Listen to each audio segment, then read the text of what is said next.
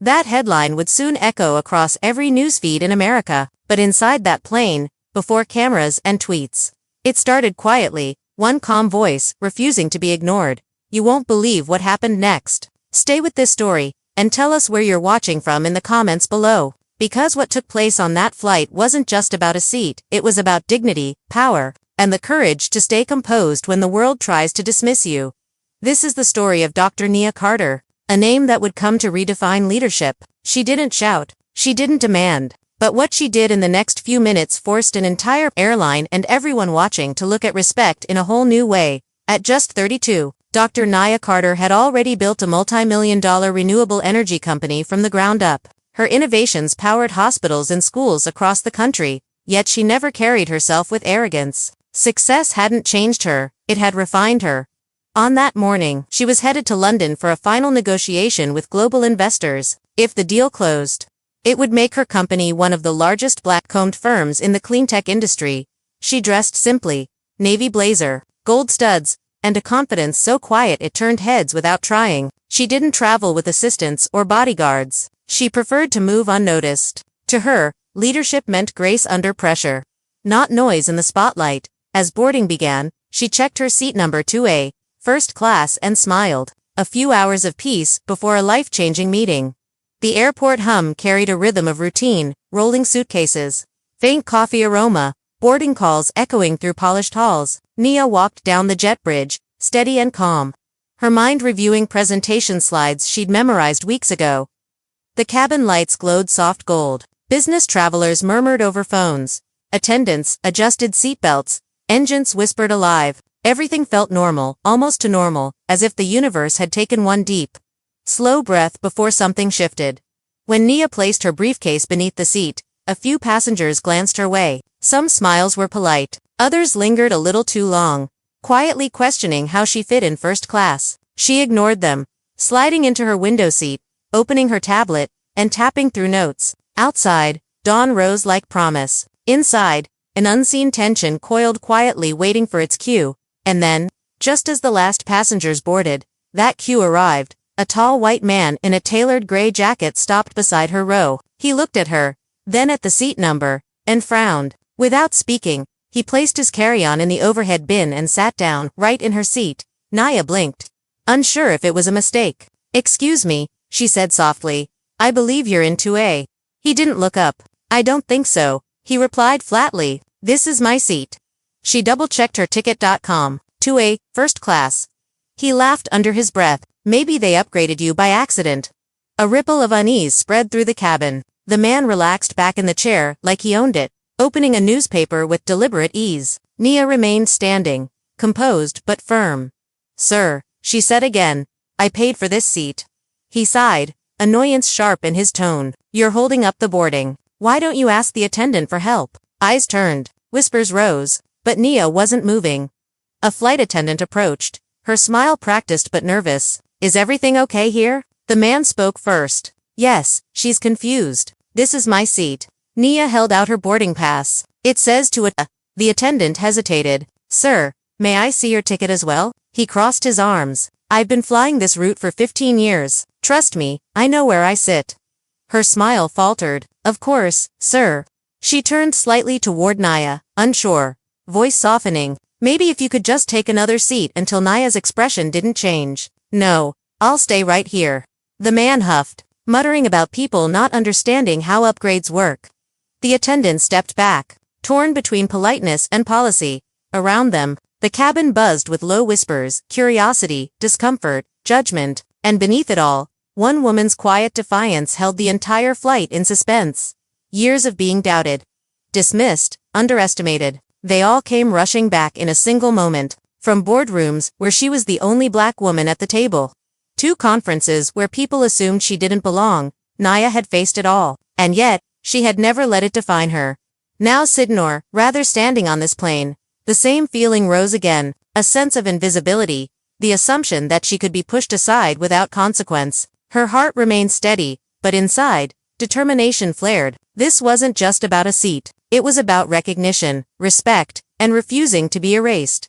She inhaled slowly, letting the tension settle beneath her calm exterior. Every eye in the cabin was watching, whether they realized it or not. And as she steadied herself, one thought crystallized. This time, she wouldn't step aside. Naya reached into her blazer pocket and retrieved her phone. With one swift motion, she typed a short message to her legal team. Concise and urgent. One sentence. Send.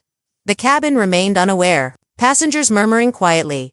The man smugly flipping his newspaper. Completely oblivious to the quiet storm brewing beside him, he leaned back, stretching his arms, confident that nothing would disrupt his comfort. Nia's eyes followed him calmly, her mind ticking through the possibilities. The plane hummed softly, engines ready to take off. Yet for the first time, something had shifted. Minutes passed. Then, just as the man adjusted his tie, the captain's voice crackled over the intercom. The engine slowed. The cabin fell into sudden silence. Something was happening. Passengers glanced at one another, uncertain. And in that quiet pause, everyone felt the tension, the power, and the certainty that Naya had set events in motion that no one could ignore. The intercom buzzed again.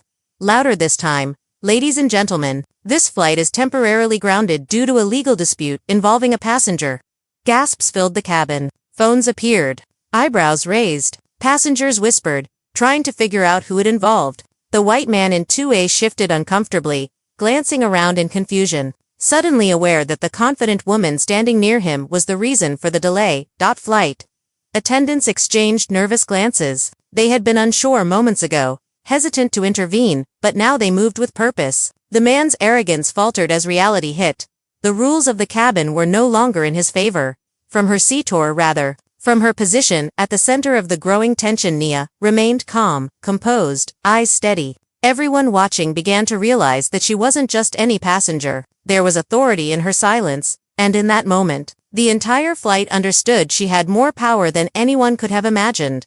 Security officers boarded promptly, scanning the cabin, their steps purposeful. They approached Nia first, their demeanor shifting instantly from professional to respectful, recognizing someone of importance. Then they checked the man's boarding pass.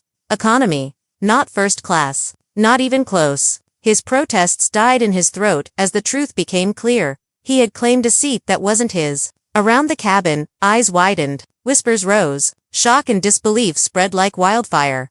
Passengers began connecting the dots. This was not merely a legal issue. This was a CEO, a woman whose company partnered with the airline itself, standing her ground against entitlement. The man's face flushed red, and he slumped in his chair, powerless. Nia's calm gaze swept over the cabin. She didn't need to speak. Recognition, respect, and awe rippled silently. Everyone now understood that this moment was bigger than a seat. It was about standing firm in the face of dismissal, invisibility, and bias. Moments later, the captain walked down the aisle himself, approaching Naya with an apologetic expression. "I am truly sorry for the confusion," he said, voice steady but sincere. The man in Tua tried to protest, stammering about how he flies this route all the time and that mistakes happen. But every eye was on him now, and his confidence crumbled under the weight of observation. Naya met the captain's gaze, calm and unflinching. "Respect shouldn't depend on status," she said simply, her tone quiet yet commanding. The airline staff escorted the man to his correct seat in economy. His face burned with embarrassment, and murmurs of approval and awe filled the cabin. Passengers settled back into their chairs, the earlier tension replaced by a profound, quiet respect. No one spoke unnecessarily. Everyone understood. What had unfolded was about dignity, authority, and the quiet strength of standing firm. The engines roared to life, and the plane finally lifted off the tarmac. Naya sat back into a serene, her eyes tracing the clouds outside the window. She reflected briefly on the moment. She hadn't shouted. She hadn't fought. All she had done was stand calm and resolute, and in doing so, she had reminded everyone on board, and soon the world, that true power is not loud, but unwavering. The cabin, once tense, now hummed with a collective sense of awe. For those minutes in first class, history had quietly unfolded. By the next morning, video clips of Naya standing firm circulated across social media, spreading like wildfire. Headlines praised her composure, millions watched her refusal to be moved, and discussions about respect and bias dominated feeds worldwide. The airline released a statement, apologizing and announcing new anti-bias training for staff. For Nia, the attention wasn't about fame, it was about changing norms, showing that dignity cannot be ignored. Her story became a global lesson in grace, courage, and leadership. A single moment on a flight had sparked conversations that would last far longer than the journey itself. Respect isn't earned by title or wealth. It's demanded by presence, by calm, confidence, and by refusing to be invisible. Nia's story reminds us that grace under pressure speaks louder than any shout. And strength is measured in composure, not volume. Which city are you watching from? Tell us in the comments below. Join the conversation and reflect on what dignity really means. She didn't raise her voice. She didn't fight. She stood and the world listened,